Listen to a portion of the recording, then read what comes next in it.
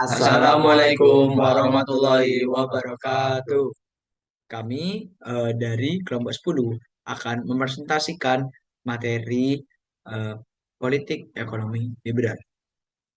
Ya, sebelum dimulai, saya akan share screen terlebih dahulu.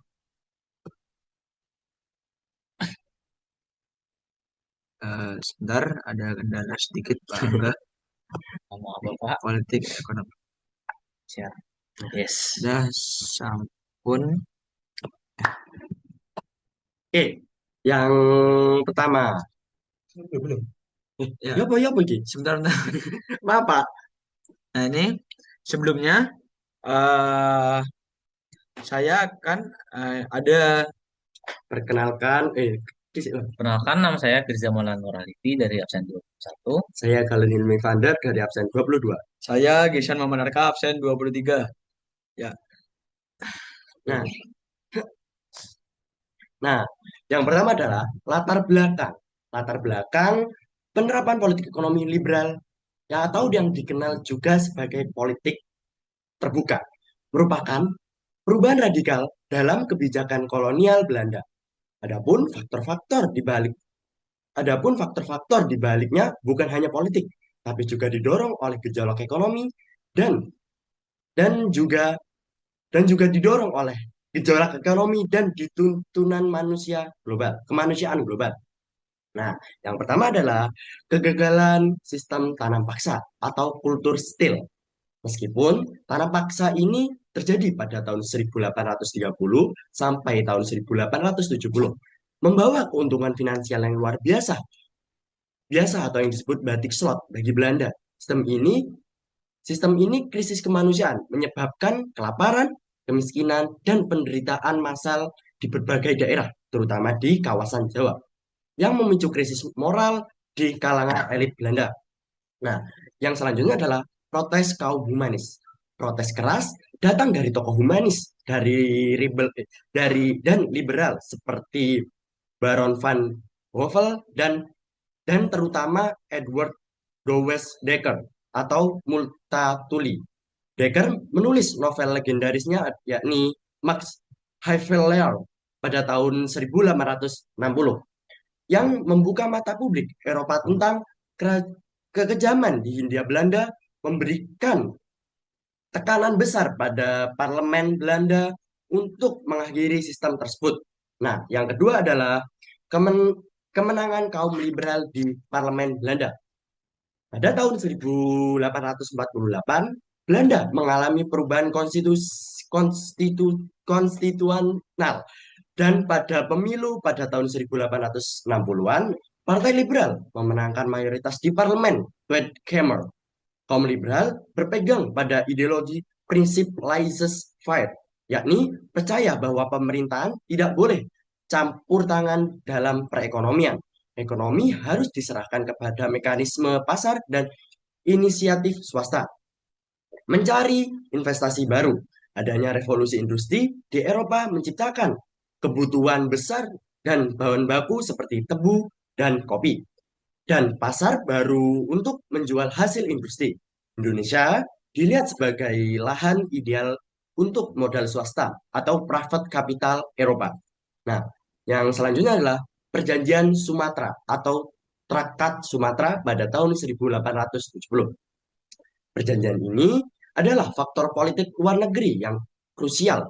Belanda ingin mendapatkan persetujuan Inggris untuk menguasai seluruh Sumatera, termasuk Aceh. Sebagai imbalannya, Belanda setuju untuk membuka Hindia Belanda bagi semua pengusaha swasta Eropa, termasuk Inggris untuk berinvestasi. Ini secara resmi mengakhiri sistem monopoli di pemerintahan Belanda dan membuka pintu terbuka bagi modal asing. Yang selanjutnya yang selanjutnya adalah landasan hukum. Nah, untuk melegalkan kebijakan pintu terbuka dan memberikan kepastian hukum bagi investor swasta, pemerintahan kolonial menerbitkan dua undang-undang penting. Ya, yang pertama adalah UU Agraria atau Agrarian pada tahun 1870. Undang-undang ini adalah tulang punggung dari politik liberal dikarenakan mengatur hak kepemilikan dan penggunaan tanah. Nah, tujuannya yakni melindungi tanah pribumi. Undang-undang undang-undang ini menetapkan bahwa tanah milik pribumi tidak dapat dijual kepada pihak non pribumi atau pengusaha asing. Ini adalah upaya untuk mencegah pemindah tanganan tanah secara total. Nah, yang kedua adalah prinsip domain clearing. Pemerintah menyatakan bahwa semua tanah yang tidak dapat dibuktikan kepemilikannya oleh pribumi dapat tanahnya itu diambil negara. Prinsip ini memudahkan negara untuk menyewakan tanah yang luas, yakni seperti hutan, lahan kosong, kepada penguasa swasta. Hak sewa jangka panjang. Ya, yang selanjutnya adalah hak sewa jangka panjang atau RP. Pengusaha swasta asing diberikan hak menyewa negara, ap- tanah negara atau tanah pribumi untuk jangka waktu yang sangat lama, yakni hingga 75 tahun. Penyewa ini memungkinkan pengusaha mendirikan perkebunan skala besar seperti tebu, kopi, dan tembakau yang membutuhkan investasi modal besar dan kepastian hukum jangka panjang. Nah, yang kedua adalah Undang-Undang Gula atau Sugar Wet pada tahun 1870. Nah, undang-undang ini secara khusus mengatur komoditas gula yang saat itu merupakan salah satu komoditas ekspor terbesar. Swas yang ini swastanisasi pabrik gula. Nah, undang-undang ini mengatur bahwa perusahaan-perusahaan gula milik pemerintah Belanda harus dihapuskan dan diserahkan secara bertahap dalam waktu 20 tahun. Nah, diserahkannya itu kepada pengusaha swasta dan adapun dampak dari hal tersebut adalah kebijakan ini mengubah status gula dari komoditas monopoli pemerintahan menjadi komoditas yang didominasi oleh modal dan manajemen swasta, yakni memperkuat supremasi kaum liberal dalam ekonomi kolonial.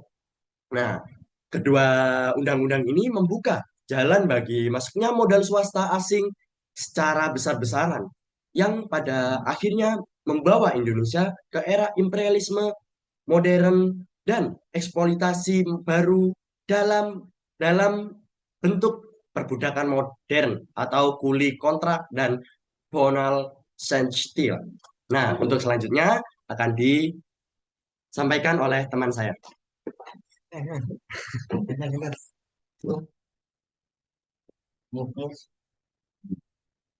Ya, saya akan melanjutkan eh, di slide berikutnya, yaitu pelaksanaan politik ekonomi liberal.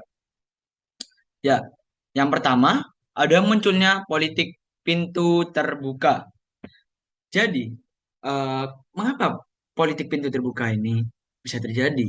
Karena Belanda membuka seluas-luasnya kepada pengusaha swasta asing untuk menanamkan modal dan membuka perusahaan di Hindia Belanda atau Indonesia. Bentar, saya ganti slide-nya. Oke, di Hindia Belanda dan Indonesia. Kebebasan, ya, eh, kenapa ini bisa terjadi? Kebebasan untuk menyewa tanah dan membangun perusahaan serta perkebunan di Hindia Belanda. Nah, itu yang berdampak pada pembangunan seperti eh, sarana transportasi yang lebih modern, seperti jalan, kereta api, pelabuhan, mesin-mesin industri, dan kendaraan pengangkut modern guna mendukung produksi dan ekspor impor. Nah, ini karena munculnya politik terbuka, akhirnya Indonesia pun menjadi eh, kuli-kuli yang ada di perusahaan yang sudah dikembangkan oleh Belanda tersebut atau swasta-swasta asing. Dan akhirnya sama saja seperti tanam paksa, melainkan ini ya versi modernisasinya saja. Berikutnya ada munculnya imperialisme modern. Yang pertama, ada transisi dari imperialisme kuno menjadi imperialisme modern. Ya, eh, mengapa bisa menjadi imperialisme modern? Pada zaman dahulu, Eropa masih menerapkan imperialisme kuno.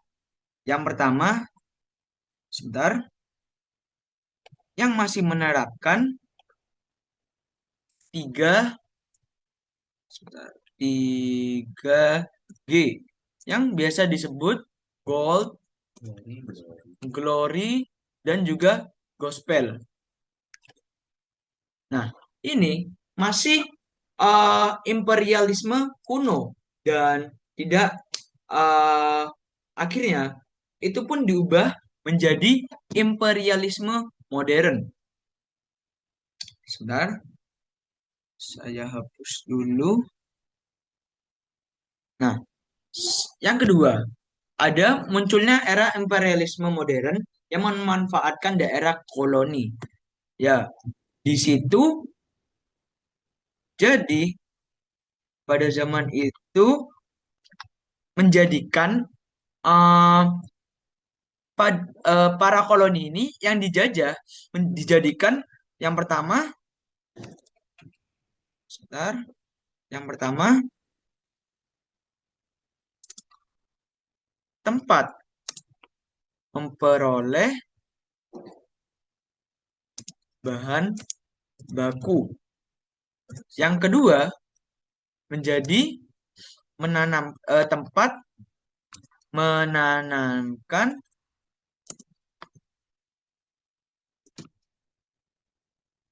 modal. Yang ketiga ada tempat mendapatkan tenaga kerja, tenaga kerja murah, dan juga yang terakhir, sebentar. Oh ya, jadi yang pertama tempat memperoleh bahan baku. Jadi eh, para eh, swasta asing bisa mengambil tempat, bisa mengambil di Indonesia ini bahan bakunya saja. Jadi langsung diambil, diraup, eh, mulai dari kopi dan lain-lain yang dibutuhkan swasta pada zaman itu. Selanjutnya yang kedua ini ada tempat menanamkan modal. Jadi swasta asing ini ya sudah di Indonesia ini dijadikan menanamkan modal, terus ditambahkan modal-modalnya agar Indonesia ini bisa lancar istilahnya. Yang ketiga, tempat mendapatkan tenaga kerja yang murah. Nah, ya seperti zaman penjajahan dulu, tempat Indonesia selalu dijajah dengan cara yang dulu yang sempat gagal, yaitu sistem tanam paksa. Nah, karena munculnya imperialisme modern ini, nah ini kan Hindia Belanda eh, bisa diambil orang-orangnya, atau zaman sekarang Indonesia ini diambil buruh-buruhnya untuk swasta yang ada di luaran sana. Jadi eh, sama-sama kuli, jika jika para swasta ini mengambil kuli yang ada di luar negeri, itu masih ditimbangkan harganya. Sedangkan jika mengambil tenaga kerja yang ada di Indonesia itu tuh sudah murah dan memiliki tenaga ya yang sama saja seperti kuli pada umumnya. Jadi praktik pada praktik ekonomi liberal ada dua.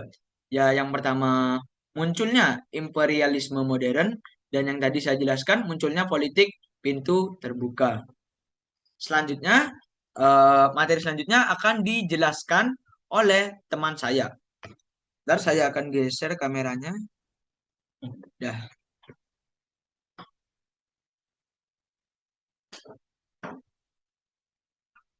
Nah, di sini untuk yang terakhir adalah imperialisme modal dan juga siksaan kuli. Yang pertama ini bisa kita lihat itu adalah kehilangan tanah. Nah, pada masa liberal ini atau bisa dibilang setelah tahun 1870, pemerintah Belanda mengeluarkan Argarische Wet yang memungkinkan perusahaan swasta Eropa untuk menyewa tanah-tanah yang ada di Indonesia dengan waktu hingga 75 tahun. Nah, akibatnya itu banyak masyarakat kehilangan hak atas tanah sebelumnya yang menjadi sumber penghidupan mereka. Sehingga rakyat tidak lagi bebas untuk mengelola tanahnya sendiri dan terpaksa untuk bekerja pada perusahaan yang menguasai tanah tersebut.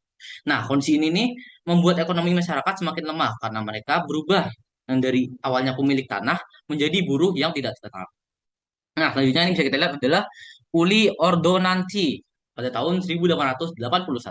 Nah, Uli Ordonansi ini adalah peraturan yang kolonial yang mengatur hubungan kerja antara buruh pribumi dan juga perusahaan perkebunan. Nah, peraturan ini memaksa buruh untuk menandatangani kontrak yang sifatnya itu jangka panjang dan juga merugikan uh, buruh-buruh. Nah, buruh-buruh ini ya itu diwajibkan untuk bekerja di perkebunan tertentu dan tidak boleh untuk memutus kontrak sebelum waktu yang ditentukan. Dan majikannya itu memiliki kekuasaan besar terhadap buruh yang ia punya. Bahkan dapat melapor kepada pemerintah jika buruh tidak dianggap patuh kepada majikannya gitu. Nah, dalam praktiknya ini, kuli menjadi sangat terikat seperti pekerja paksa yang apa ya, yang terselubung gitulah. Yang selanjutnya adalah punale sanksi. Nah, punale sanksi adalah sistem hukuman pidana yang dikenakan pada buruh kontrak yang melanggar aturan kerja. Hukuman ini bisa berupa pemukulan, penahanan, terus penambahan masa kontrak, atau bahkan hukuman fisik lainnya. Buruh yang kabur, terlambat bekerja, atau dianggap tidak patuh dapat langsung dihukum tanpa proses. Nah, sistem ini menimbulkan penderitaan yang luar biasa kepada kuli, karena mereka diperlakukan secara tidak manusiawi dan tidak memiliki perlindungan hukum. Di, gitu kan. Oke. Nah, selanjutnya adalah dampak kritis dan juga respon moral. Yang pertama itu adanya dampak eksploitasi. Nah, eksploitasi swasta ini masuknya modal swasta menyebabkan eksploitasi yang jauh lebih keras dibandingkan masa tanam paksa. Perusahaan bebas menentukan aturan kerja, upah yang sangat rendah, serta tanah rakyat yang diambil untuk perkebunan besar. Masyarakat menjadi semakin miskin, mengalami kelaparan, tekanan kerja berat, dan tidak boleh memiliki perlindungan hukum. Kondisi sosial ekonomi, rakyat terpuruk karena keuntungannya hanya dinikmati oleh pihak swasta dan juga pemerintah nasional kolonial maksudnya. Selanjutnya adalah tujuan etis, meningkatkan kesejahteraan, meningkatkan kesejahteraan rakyat untuk membayar hutang kehormatan Belanda. Tujuan etis ini ditujukan untuk memperbaiki keadaan rakyat dengan meningkatkan pendidikan, pertanian, dan juga kesempatan kerja. Tujuannya bukan hanya kemanusiaan, tetapi juga agar rakyat mampu membayar hutang kehormatan Belanda. Dengan meningkatkan taraf hidup masyarakat, diharapkan stabilitas ekonomi dan juga politik di Hindia Belanda terjaga, sekaligus membuat kolonialisme tetap menguntungkan bagi Belanda. Yang terakhir ini adalah trilogi Van de Venter. Nah, trilogi Van de Venter ini terbagi menjadi tiga, yaitu edukasi, irigasi, dan juga migrasi. Yang pertama adalah edukasi. Pemerintah kolonial mulai mendirikan sekolah-sekolah seperti misalnya KIS, terus MULO, dan juga Quexul untuk pribumi. Program ini bertujuan untuk mencetak tenaga terdidik yang dapat bekerja sebagai pegawai rendahan. Meskipun akses masih terbatas, pendidikan membuka peluang baru bagi masyarakat dan menjadi awal munculnya kelompok terpelajar yang nantinya akan memimpin pergerakan nasional. Selanjutnya adalah irigasi. Pembangunan irigasi dilakukan untuk memperluas dan juga memperbaiki lahan pertanian. Bendungan, terus kanal, dan juga saluran air dibangun agar petani dapat meningkatkan produktivitas tanaman, terutama padi. Dengan irigasi yang baik, pemerintah berharap rakyat menjadi lebih sejahtera dan juga surplus pertanian bisa meningkatkan pemasukan bagi kolonial. Dan terakhir adalah migrasi. Program migrasi atau transmigrasi dilakukan untuk memindahkan penduduk dari Jawa yang sangat padat wilayahnya ke wilayah-wilayah seperti misalnya Sumatera, terus Kalimantan, dan juga Sulawesi. Program ini dimaksudkan untuk mengurangi tekanan penduduk di Jawa dan membuka lahan-lahan baru di luar Jawa. Namun, para migran sering menghadapi tantangan seperti misalnya kondisi alam dan juga kurangnya fasilitas yang merata. Baik, itu saja mungkin untuk dapat dan juga respon. Ya, sekian. Terima kasih Terima kasih dari 10. kelompok 10 atau Borsali Group. Oh, yes. Itu Dari kita ambil Nama ya nama ngarang aja lah, nama-nama Belanda. Ya, mungkin terima kasih Bapak Angga. Semoga kami mendapatkan nilai yang terbaik 100, Pak. 100, Pak. Karena kami jujur mendapatkan halangan, jujur kita kaget padahal kita bertiga ini lebih suka sebenarnya di depan, Bapak. Kalau di sini Betul, betul. sedikit terbatas. Ya, mungkin itu saja. Kurang lebihnya mohon maaf, semoga diberikan nilai terbaik. Amin. Oke. Sekian, Terima kasih. Terima kasih. Wassalamualaikum warahmatullahi wabarakatuh. Salam galon kayangan.